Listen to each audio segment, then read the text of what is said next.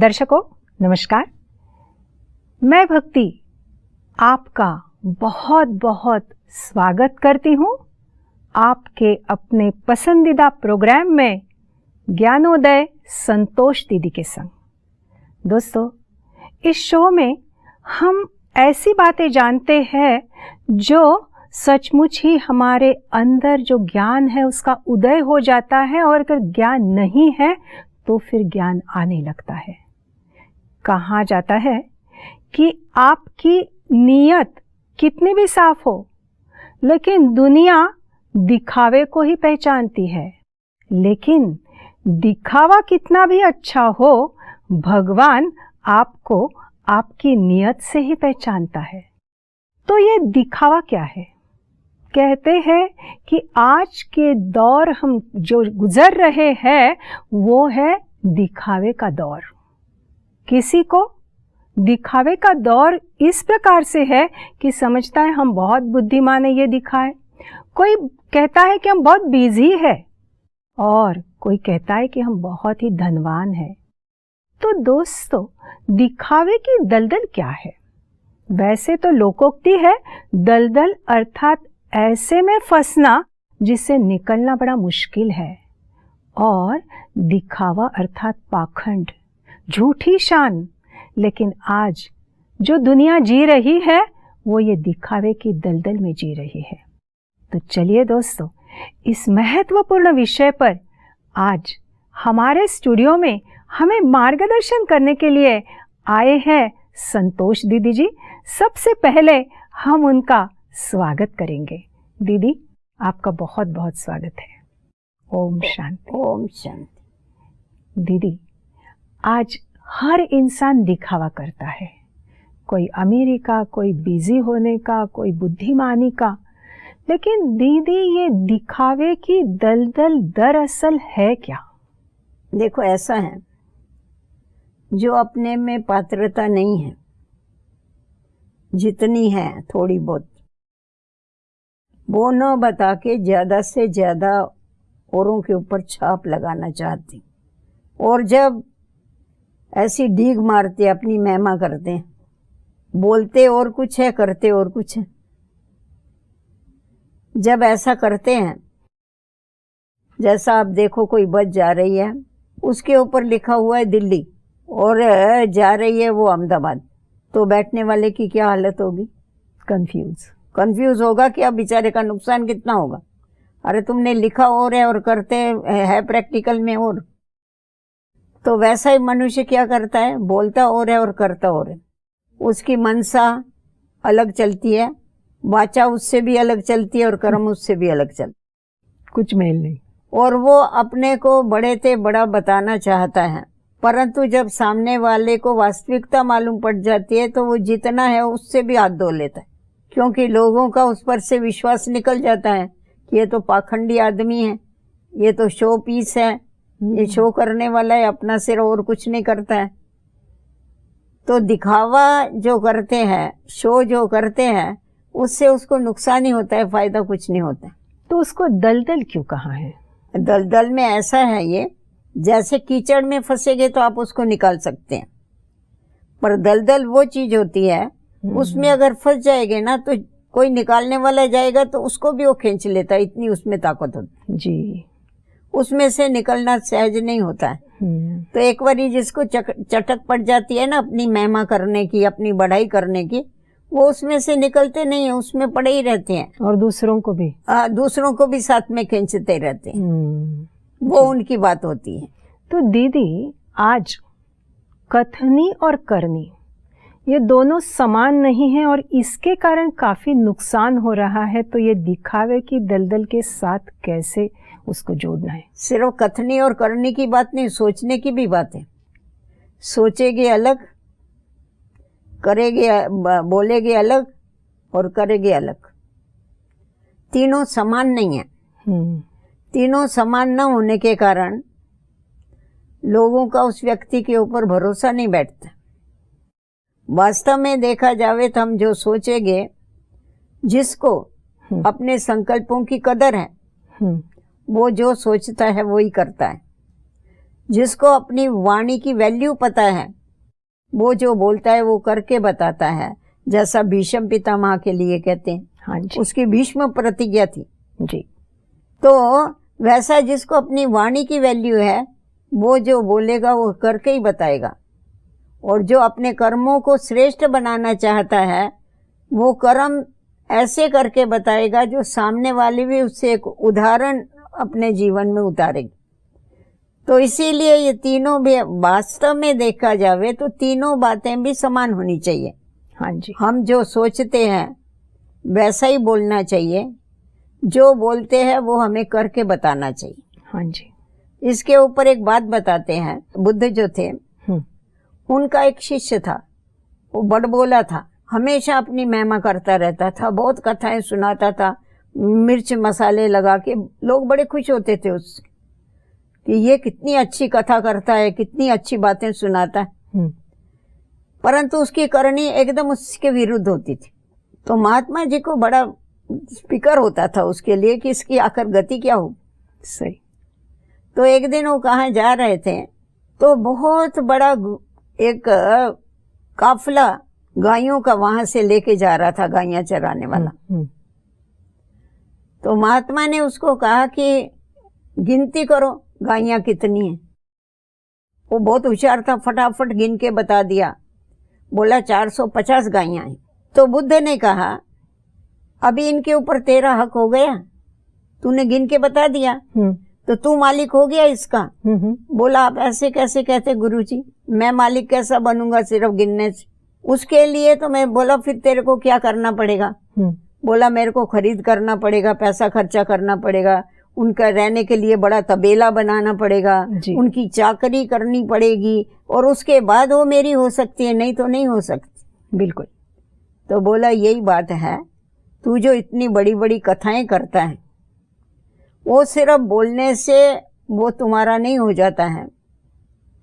तुम जब भी जो बोलते हो, जो कथा सुनाते हो, ज्ञान सुनाते हो, उस ज्ञान का तुम्हें मनन करने की आवश्यकता है, चिंतन करने की आवश्यकता है, जीवन में धारण करने की आवश्यकता। बहुत सुंदर। जिस समय तुम ये कर लेगे तो तुम फिर जो भी बोलेगे उसका इफेक्ट सामने वाले के ऊपर होगा।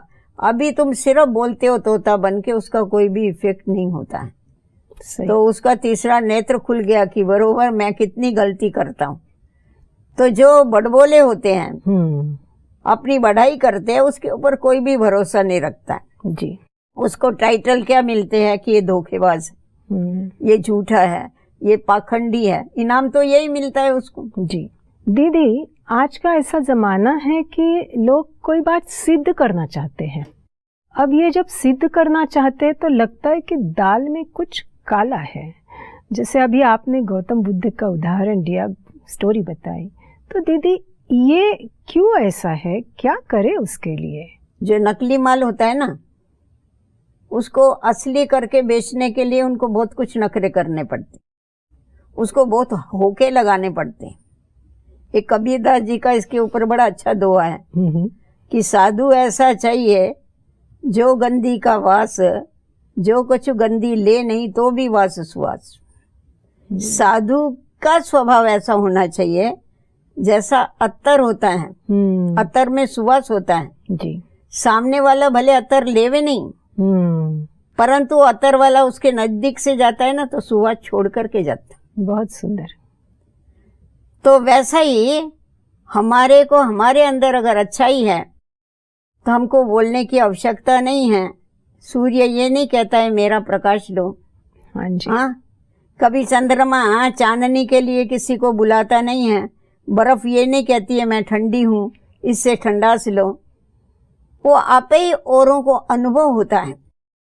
तो जो वास्तविक साधु है, श्रेष्ठ आत्माएं हैं, उनके संग से ही औरों को मालूम पड़ जाता है कि ये क्या है। उनको स्पष्ट करने की जरूरत नहीं, आवश्यकता नहीं, उनको बताने की जरूरत नहीं। परंतु जो झूठे है, ढोंगी है, उनको तो एडवर्टाइजमेंट करनी पड़ती है ढोंगी खराब माल बेचने की। और फिर क्या होता है, जब उल्टा माल ये बेचते हैं, बैठ के झूठा माल बेचते हैं, तो सामने वाले क्या करते, उसके ऊपर मुकदमा करते। किसी व्यापारी ने बैठ करके बनावटी माल, क्योंकि आजकल ये बहुत चलता है, यही दिखा बनावटी चीजें होती है, उसके ऊपर असली लेबल लगा देंगे, परंतु उसकी रिजल्ट क्या होती है? उस समय तो वो कमा लेते हैं, परंतु उसके बाद उनका नाम भी जाता है और उनका धन भी जाता है, क्योंकि सामने वाले भी क्या करते हैं, उनके ऊपर मुकदमे करते हैं जी।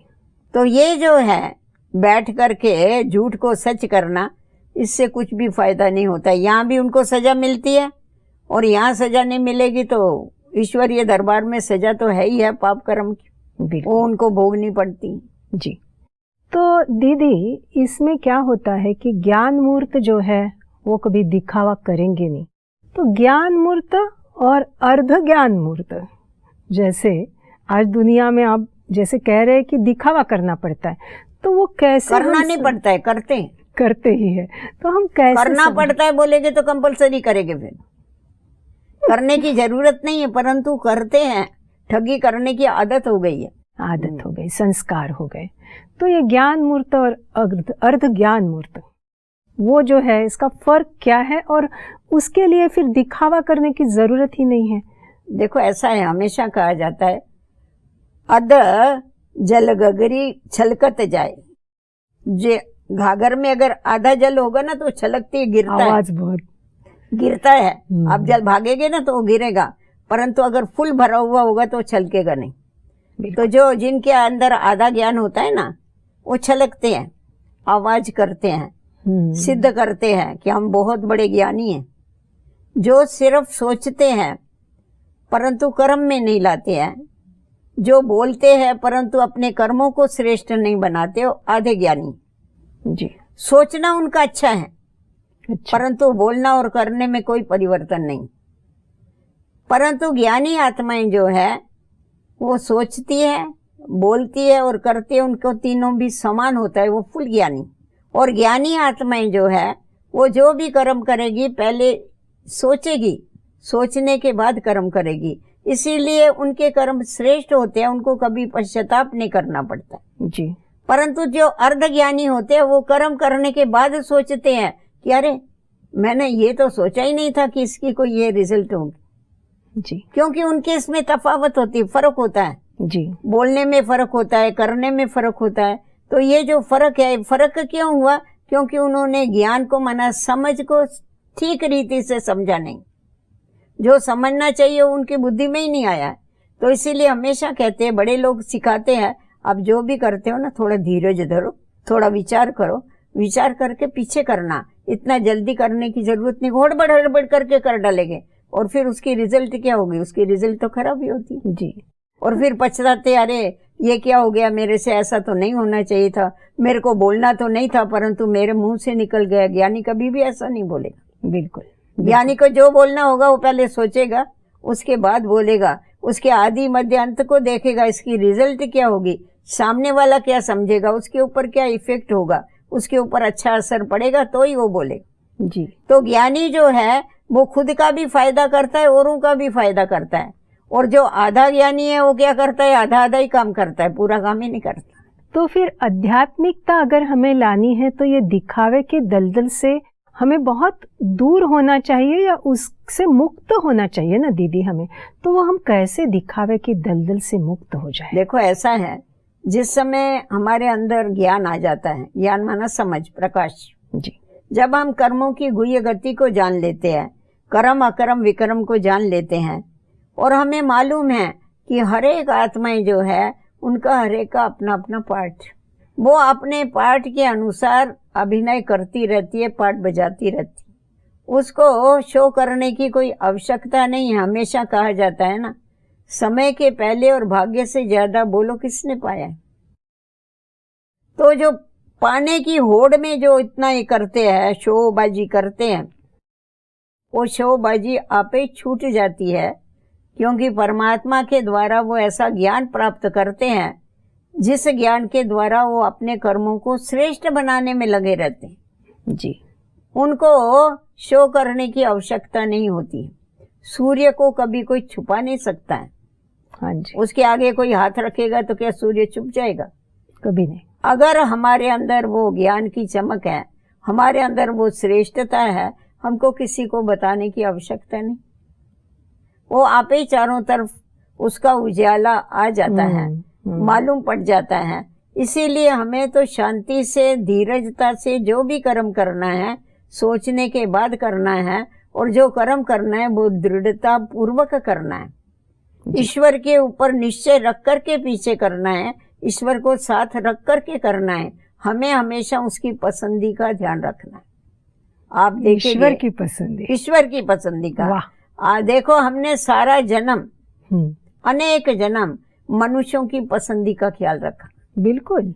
अगर हम ऐसा करेंगे तो हमारे घर वालों को अच्छा लगेगा। अगर हम ऐसा करेंगे तो हमारी जाति वाले पसंद करेंगे। अगर हम ऐसा करेंगे तो हमारे धर्म वाले क्या कहेंगे। परंतु कभी ये तो सोचा नहीं कि हम जो करेंगे, जो बोलेंगे, वो ईश्वर को पसंद है। सचमुच उसकी पसंदी का तो हमने कभी ख्याल ही नहीं रखा। अभी हमें ये करना है कि उसका हमें प्रभु प्रिय बनना है। प्रिय कौन लगता है? जो हमेशा एक दो का ख्याल रख के चलता है। अगर आप सामने वाले के कहना नहीं मानेगी, डोंट केयर करेंगे, तो उसके प्रिय नहीं बन सकती, कभी नहीं। तो परमात्मा को क्या प्रिय लगता है? उसको सत्यता प्रिय लगती है, उसको पवित्रता प्रिय लगती है, और हम दिखावा कर रहे हैं। और ये दिखावा कर रहे हैं। तो जब भी उसके पसंदी का ध्यान रख करके हम चलते हैं, तभी वो हमारे ऊपर प्रसन्न होता है। सचमुच। और हमारे कर्म भी जो है वो श्रेष्ठ बनते जाते हैं। फिर तो अपने आप ही दिखावा करने की जरूरत ही नहीं हमको, मना लोग ही हमारे ऊपर ये करेंगे, रिस्पेक्ट करेंगे। जरूर दिखावा करने की क्या दरकार है? आज देखो मंदिरों में कहाँ मंदिर बनाई हुई है, मंदिर मूर्तियां किसी को बुलाती है कि तुम आओ? लोग आपे ही भाग भाग के जाते हैं ना। तो जितना जितना हम देह के आकर्षण से परे होते जाते हैं, उतना उतना हमारे अंदर वो रूहानी आकर्षण आता जाता है। बहुत सुंदर। वो पवित्रता की आकर्षण आती जाती है, वो पवित्रता की लाइट और माइट आती जाती है, जिसके कारण लोग आते हैं। पहले जमाने में आपको मालूम होगा, ऋषि मुनि ऊपर पहाड़ों पर कंदराओं में रहते थे, गुफाओं में रहते थे। उनके भगत उनको वहां भी भोजन पहुंचाते थे जी। उनकी पवित्रता की शक्ति, उनकी सत्यता की शक्ति। आज गुफाएं खाली पड़ी है, शहरों में आ गए। परंतु अगर वो आकर्षण होवे, पवित्रता की आकर्षण होवे, सत्यता की आकर्षण होवे, तो जरूर क्या है, सब आकर्षित होकर के आते। दीदी बहुत सुंदर बात आपने कही बोलते बोलते। आकर्षण, दरअसल ये दिखावा इसलिए कर रहे हैं क्योंकि मेरी तरफ कोई आकर्षित हो जाए, लेकिन ये पवित्रता की आकर्षण कितनी सुंदर आकर्षण है, जो करने के बाद अपने आप आएंगे, करने की जरूरत नहीं, कहने की जरूरत नहीं। दीदी उस पर थोड़ा सा सुनाओ, ये आकर्षण हम अपने में धारण करना चाहते हैं। देखो, पवित्रता की आकर्षण धारण करना अर्थात हमेशा सत्यता के रास्ते पर चलना। हमारे संकल्प सत्य हो, हमारे बोल सत्य हो, हमारे कर्म सत्य हो, पवित्र हो। हमें कभी भी मन में निगेटिव नहीं सोचना है। हमारी मनसा को हमें साफ करना है, उसके लिए हमें हमेशा पॉजिटिव सोचना है। हमारे मुख में हमेशा सत्य वचन होने चाहिए, झूठ कभी मुझे नहीं बोलना है। हमारी दादी प्रकाशमणि थी, सारी सभा में बताती थी कि मैंने आज तक जीवन में कभी झूठ नहीं बोला है। ओहो, हम तो कब मेरा झूठ हो जाता है ये भी समझता नहीं, इतने छोटे छोटे नहीं समझता है, परंतु चैलेंज करती थी। वो बोलती थी मैंने आज तक जीवन में कभी झूठ नहीं बोला। वंडरफुल, कितनी बड़ी शक्ति चाहिए बहुत बड़ी बोलने शक्ति के लिए, बहुत बड़ी शक्ति चाहिए। तो फिर आकर्षण, सत्यता निर्भयता है, सत्यता है तो निर्भयता है, झूठ है तो डर है। सही। और एक झूठ छुपाने के लिए 10 झूठ बोलने पड़ते हैं जी। आज एक झूठ बोलेगे ना तो उसके पीछे 10 झूठ आते हैं, और याद भी रखना पड़ता है। हाँ, याद तो रखना ही पड़ेगा, नहीं तो फजीती हो जाएगी। सचमुच दीदी। तो ये जो लोग हैं ना, ऐसे कथनी और करनी अलग अलग करते हैं, लेकिन कभी कभी उसमें दूसरे का ही नुकसान हो जाता है, तो फिर ये बात को थोड़ा सा स्पष्ट कीजिए। देखो, हमारी करनी और कथनी अलग अलग होगी, और सामने वाले का उसमें कनेक्शन है और उसका नुकसान हो रहा है, तो उसका पाप भी हमारे ऊपर चढ़ता है। ओह, वो तो जरूर चढ़ेगा ना, क्योंकि मैंने उसका नुकसान कर डाला। झूठ मूठ बोल के मैंने उसका नुकसान कर दिया, तो उसका बोझा भी तो मेरे ऊपर चढ़ेगा ना। आज आप किसी प्यासे को पानी पिलाती हो जी, तो आपको पुण्य मिलता है ना। बिल्कुल। तो आज आप किसी को धोखा देते हैं, हम किसी को या कुछ करते हैं, तो उसका पाप भी तो मेरे ऊपर चढ़ेगा ना, क्योंकि ये कर्म क्षेत्र है। कर्म क्षेत्र में आप जैसा कर्म का बीज बोएगे वैसा फल तो जरूर मिलने वाला। बिल्कुल। तो और ही हम दंड के भागी बन जाते हैं। इसीलिए हमें ध्यान रखना है कि हमारे कर्म ऐसे नहीं होवे जो दूसरे को उससे तकलीफ होवे या दूसरों को भी उसके कारण पाप करना पड़े। वो हमें ध्यान रखने की दरकार। जी बिल्कुल। दीदी, ये आपने जो कहा कि हम उसके भागी हो जाएंगे, ये बात जो है ना, ये समझ में नहीं आ रही, इसलिए बोझ के ऊपर बोझ चढ़ रहा है। और आपने कहा जैसे कर्म क्षेत्र है, फिर वो संस्कार ही बन जाता है ना, फिर संस्कार बन जाएंगे जी। वो वैसा ही संस्कार बन जाएगा जी, जी। उल्टे संस्कार, कुकर्म उसको कहते हैं। जी, कर्म है परंतु कुकर्म है। हमें सुकर्म बनाने हैं, श्रेष्ठ कर्म बनाने हैं। तो श्रेष्ठ कर्म बनाने हैं तो श्रेष्ठ कर्म श्रेष्ठ पिता की याद के द्वारा ही बनते हैं।